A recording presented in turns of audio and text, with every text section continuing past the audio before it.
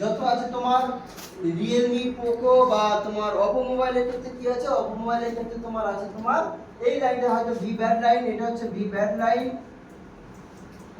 একটা থাকবে ground line GND line, আর একটা থাকবে ব্যাড আইডি লাইন, ঠিক আছে, আর একটা থাকবে ব্যাড থাম লাইন, ঠিক আছে। এটা হচ্ছে তোমার যত এমআই ফোন আছে বা অপো ফোন আছে। এবার ভিভো মোবাইলের ক্ষেত্রে কি হয়, ভিভো মোবাইলের ক্ষেত্রে তোমার একটা থাকে ভি ব্যাড, একটা থাকে এনসি, একটা থাকে ব্যাড আইডি,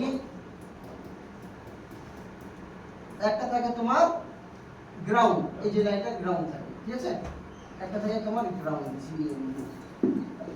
কিছু কিছু মোবাইল আবার স্যামসাং মোবাইলের ক্ষেত্রে কি আছে, স্যামসাং মোবাইলের ক্ষেত্রে সেম একই জিনিস, চারটে পিন থাকে, একটা থাকে ভি ব্যাড লাইন, একটা থাকে তোমার জিআর থাকে ব্যাড আইডি লাইন 300 থেকে 900 বা 300 থেকে 1900, একটা থাকে এনসি লাইন, একটা থাকে গ্রাউন্ড লাইন, ঠিক আছে। কোন কোন আবার মোবাইলের ক্ষেত্রে আছে দুটো পিন, শুধু ভিভো মোবাইলের ক্ষেত্রে মেন টার্গেট থাকে ওটা এনসি থাকবেই থাকবে, ঠিক আছে। হ্যাঁ আচ্ছা আমি বলছি, একটা জিআর চেক করছি, দেখো এটা হচ্ছে ভিভের লাইন, জিআর আছে 407, এরাও একটা বললে যে এটা একটা মিনিমাম একটা দিয়ে রেখেছে, কিন্তু তোমার জিআর 407 আসতে পারে, 600 আসতে পারে, 500 আসতে পারে, 300 আসতে পারে, ঠিক আছে। আর একটা আছে তোমার দেওয়া আছে ব্যাড থাম লাইন, ঠিক আছে, কত আছে 583। আর আরেকটা মোবাইলের ক্ষেত্রে আরেকটা লাইন আছে ব্যাড আইডি লাইন। কিছু কিছু মোবাইলের ক্ষেত্রে আবার এটা ব্যাড আইডি এটা ব্যাড থাম, যেমন এই লাইন দুটো একসাথে করা আছে, তাই না। কিছু কিছু মোবাইলের ক্ষেত্রে আবার কি করেছে, এই লাইনগুলো আই2সি প্রোটোকল দিয়ে দিয়েছে। আই2সি প্রোটোকল মানে সিরিয়াল ক্লক দিয়ে দিয়েছে ব্যাটারি কানেক্টর। লেটেস্ট বেসিস যত মোবাইল যদি হয়তো কিছু দুই একটা মোবাইলে দিয়ে দিয়েছে, তো সিপিইউর সাথে তোমার ব্যাটারি কানেক্টরের সাপ্লাই দিয়ে দিয়েছে। সিপিইউ বুঝতে পারে যে ব্যাটারি ঠিক আছে, ব্যাটারি লাগাচ্ছে, ব্যাটারি কাজ করছে, ব্যাটারি লাইন প্রবলেম হলে তোরা সিপিইউ বলে দেবে যে প্রবলেম আছে, মোবাইল চালু হবে, ঠিক আছে। কিছু কিছু মোবাইলের ক্ষেত্রে আবার কি হচ্ছে, এই লাইনগুলো ব্যাটারি ব্যর্থম করে দিয়েছে।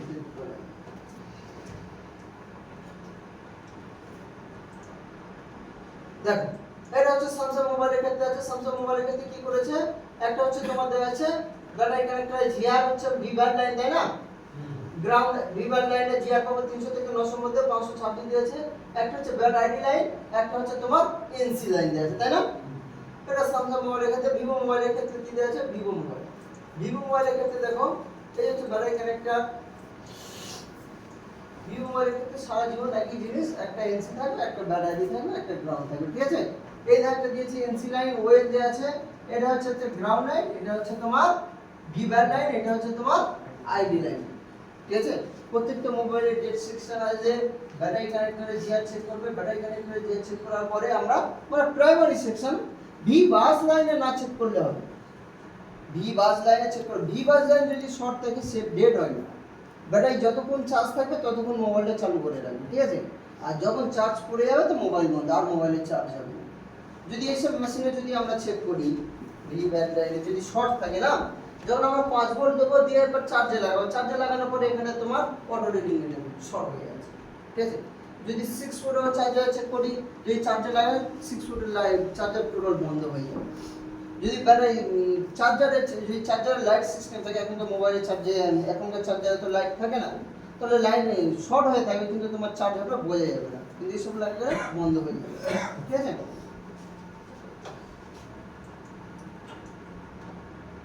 আচ্ছা প্রত্যেকটা ডেট মোবাইল, আমি ধরো না এই মোবাইলের ডেট বলবো,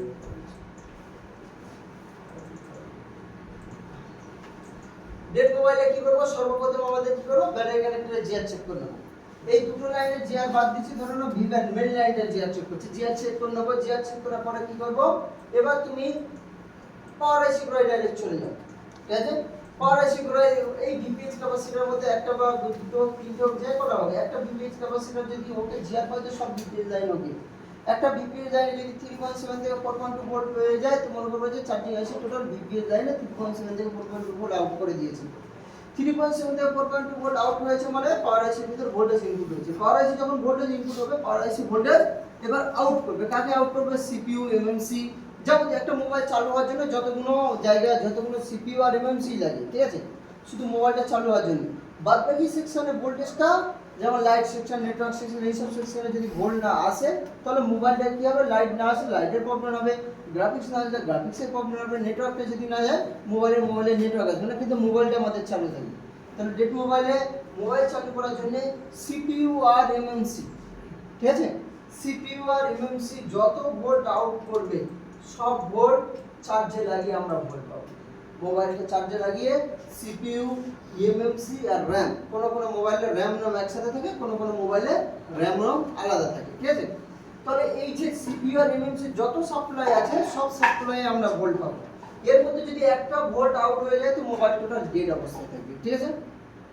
একটা ভোল্ট যদি আউট হয়ে যায় তাহলে এই যে বাক কয়েল দেয়া আছে দেখো পাচ্ছ, এই যে বাক কয়েল আছে, বাক কয়েলে কটা ভোল্ট আছে, কটা লাইন আছে, 9টা। 9টায় আমরা ভোল্টেজ পাবো, 9টায় আমরা ভোল্টেজ পাবো। কোয়ালকম সিপিইউর ক্ষেত্রে একটা ভোল্ট পাওয়া যায় না, যে কোনো একটা বাক কয়েলে তার নাম দেওয়া থাকে মডেম ভোল্ট। মডেম ভোল্ট যেমন এখানে 2, 4, 6 আর 9, 9টার মধ্যে একটা বাক কয়েলে ভোল্ট পাবো না, বাদ বাকি সব কটা বাক কয়েলে ভোল্ট পাবো। ভোল্ট কত পাবো, ডায়াগ্রাম দেখছি না, আন্দাজে চেক করছি প্রত্যেকটা সময় জন্য। একটা থাকবে তোমার 1.3 ভোল্ট বা 1.0 ভোল্ট, আর একটা থাকবে তোমার 2.0 ভোল্ট বা 2.4 ভোল্ট। দুটো বাক কয়েলের নাম দেওয়া থাকবে, একটা হচ্ছে লো এলডিও, একটা হচ্ছে হাই এলডিও, ঠিক আছে। লো এলডিও হাই এলডিও কি কাজ করবে, পাওয়ার আইসি থেকে আউট করবে, পাওয়ার আইসি থেকে ভোল্ট এই কয়েলের কাছে আসবে, পাওয়ার আইসি ভোল্ট আউট করবে, আবার এই ভোল্টেজটা আবার এই কয়েলের মাধ্যমে আবার পাওয়ার আইসি ভিতরে চলে যাবে, ঠিক আছে। আবার এটাও ক্ষেত্রে সেম একটা পাওয়ার আইসি থেকে ঢুকবে, আবার কি করবে, পাওয়ার আইসির ভিতরে এই ভোল্টেজটা আবার আউট করবে। লো এলডিও আর হাই এলডিও। লো এলডিও হাই এলডিও হয়ে যাওয়ার পরে এবার যাবতীয় যা বাক কয়েলে সব ভোল্ট পাবো 0.8, 0.9, 0.8, 0.9 বা 1.0 ভোল্ট এরকম করে বলবো প্রত্যেকটা বাক কয়েলে। এটাও পাবো 0.8, ধরো না সব 0.8, 0.8, 0.8, 0.8, 0.8, 0.8 সবগুলো বাক কয়েলে ভোল্ট পাবো। কেন, এখানে সব বাক কয়েল বসানো আছে। বাক কয়েলের কাজ কি, অ্যাম্পিয়ার হাই থাকে, ভোল্টেজ লো থাকে, ঠিক আছে। তাহলে সবকটা বাক কয়েল, এর মধ্যে যদি একটা পাওয়ার আইসি যদি আমি মনে করছি যে চার্জে লাগালাম, চার্জে লাগানোর পরে কোনো ভোল্ট আউট করছে না, মোবাইলটা অফ অবস্থায় থাকে, ডেড থাকে, একটা মোবাইলে যদি অফ অবস্থা, এবার পাওয়ার আইসি ভোল্ট কখন আউট করবে না, যদি পাওয়ার আইসি খারাপ থাকে ভোল্ট আউট করবে না। যদি সিপিইউ প্রবলেম থাকে, কেন পাওয়ার আইসির সাথে সিপিইউ সব আছে, সিলের যত প্রোটোকল আছে সিপিইউর সাথে সব লাইন আছে, ঠিক আছে। যদি সিপিইউ ড্রাই হয়ে যায় সেক্ষেত্রে পাওয়ার আইসি ভোল্ট আউট করতে পারবে না। আর যদি মনে করছে কোনো লাইন শর্ট থাকে, মানে তাহলে তো বাক কয়েলের মধ্যে একটা বাক কয়েল শর্ট, এই দুটো বাক কয়েল লাইন শর্ট হয়ে যাচ্ছে, সব 0.003 হয়ে যাচ্ছে। জিআর আমরা পাবো কত, জিআর পাবো, জিআর আমরা 150 জিআর পেতে পারি। পাওয়ার সেকশনে জিআর বলা যায় না, ঠিক আছে, যে 300 থেকে 900 বলছি নয়। যতক্ষণ আমরা লাইন শর্ট, প্রত্যেক সেকশনে যদি আমরা শর্ট পাই 0.003 টাকা মানে শর্ট, যদি 50, 60, 70, 80, 150 যদি জিআর পাই, জিআর পাবো 300, 400, 600, 700 জিআর তো জিআর পাচ্ছি, ঠিক আছে। যদি 0.003 পাই তখন শর্ট। পার সেকশনের মধ্যে কোনো সেকশনে তুমি বাজার মুটে কোনো জিআর চেক করা যাবে না, বাজার মুটে কোনো শর্ট পাওয়া যাবে না। যদি আমরা মনে করি যে বাজার মুটে চেক করছি, বাজার মুটে কখন বিপ দেয়, ধরুন একটা ক্যাপাসিটর গ্রাউন্ডে আর গ্রাউন্ডে বসানো আছে, বিপ দেয়, কিন্তু এই লাইনের সাথে বিপ দেবে, মেন লাইনের সাথে বিপ দেয় না। হয়তো মনে করছি আমরা ডেড সেকশন চেক করছি, বাজার মুটে ডেডটাকে গ্রাউন্ডে রাখছি, ব্ল্যাকটাকে এখানে ঠিক আছে, বিপ দিচ্ছে না, বিপ দিচ্ছে না, বিপ দিচ্ছে, বিপ দিচ্ছে, বিপ দিচ্ছে না, বিপ দিচ্ছে, বিপ দিচ্ছে, বিপ দিচ্ছে, বিপ দিচ্ছে, তাহলে কি শর্ট? শর্ট নয়। যদি আমরা এখানে জিআর আমরা ডায়োড মুটে জিআর চেক করব, যদি এখানে যদি মনে করি যে 150 জিআর আছে তো জিআর, যদি মনে করি যে 50 জিআর আছে তো ঠিক আছে।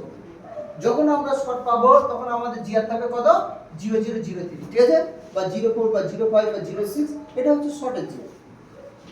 শর্টের জিআর যে গ্রাউন্ড কার সাথে অ্যাক্টিভ হয়ে গেছে, গ্রাউন্ড কার সাথে নিয়ে নিয়েছে, মেন লাইনের সাথে গ্রাউন্ড হয়ে গেছে, তখন শর্ট, ঠিক আছে। প্রত্যেকটা ডেড সেকশন যদি বাক কয়েলগুলো জিআর চেক করলাম, জিআর চেক করার পরে এবার কি আমাদের চার্জে লাগিয়ে ভোল্টেজ চেক করব। চার্জে লাগিয়ে ভোল্টেজ চেক করব কি, প্রত্যেকটা বাক কয়েলে ভোল্ট পাবো। কোয়ালকম সিপিইউ ক্ষেত্রে একটা বাক কয়েলে ভোল্ট পাবো না, তার নাম দেওয়া থাকবে মডেম ভোল্ট, ঠিক আছে। এই ভোল্টেজটা কখন পাবো, এই ভোল্টেজটা আমরা সেট চালু হয়ে যাওয়ার পরে সিম লাগানোর পরে ভোল্ট পাবো। তাহলে আমাদের ডেড সেকশনের জন্য এই সেট এটা লাগবে না, ঠিক আছে।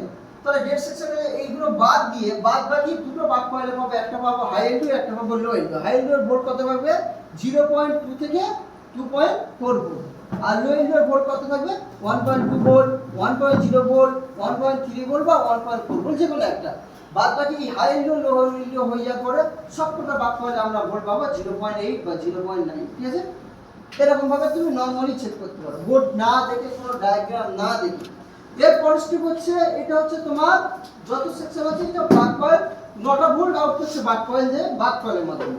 এরগুলো নাম দেওয়া থাকবে, কি ধরো তার নাম দেওয়া থাকবে ডায়াগ্রামে। আমরা যদি দেখি ডায়াগ্রাম নাম দেওয়া থাকবে, এগুলো নাম দেওয়া থাকবে S1, ঠিক আছে, S2, S3, S4, S5, S6, S7, S8 আর S9। যদি মনে করে S1 হচ্ছে হাই এলডিও 2.0 ভোল্ট, 2.0 ভোল্ট হচ্ছে হাই এলডিও, তাহলে S1 তাহলে এটা, তাই না? হয়তো মনে হচ্ছে S3 বা S5 হচ্ছে তোমার লো এলডিও 1.0 ভোল্ট, তাহলে লো এলডিও তাহলে এই বাক কয়েলে কত ভোল্ট পাবো 1.0 ভোল্ট, এটা পাবো 2.4 ভোল্ট। বাদ বাকি যা বাক কয়েল আছে সব হচ্ছে 0.8, 0.8, 0.8। এই সাপ্লাই গুলো সব কোথায় যাবে? এই সাপ্লাই গুলো সব সিপিইউ থেকে যাবে, যত বাক কয়েল সাপ্লাই সব সিপিইউ থেকে যাবে। এই হচ্ছে 9টা বাক কয়েল। কিন্তু এর পরেও আরো ভোল্ট আছে যেটা তোমার সিপিইউ থেকে যায়, কিন্তু সিপিইউ থেকে যায় সেই কয়েলগুলো, সেই ভোল্টগুলো আমরা ডায়াগ্রাম ছাড়া আমরা দেখা পাবো না, ডায়াগ্রাম ছাড়া আমরা দেখা পাবো না। কেন? সেগুলো সব ক্যাপাসিটরের মাধ্যমে বার হবে, আর বোর্ডে ক্যাপাসিটর, প্রচুর ক্যাপাসিটর আছে, ক্যাপাসিটরের মাধ্যমে বার হলে আমরা বুঝতে পারবো না কোনটা কোন ক্যাপাসিটর, কোনটা কি লাইন। হয়তো দেখা যাচ্ছে এটা এলডিও 1, ঠিক আছে, এটা এলডিও 2, এলডিও 3, এগুলো কিন্তু মুখস্থ করা যায় না, এগুলো টোটাল মুখস্থ করা যায় না। এগুলো চেক করতে গেলে তখন আমাদের লাগবে ডায়াগ্রাম বা বিগনাম লাগবে।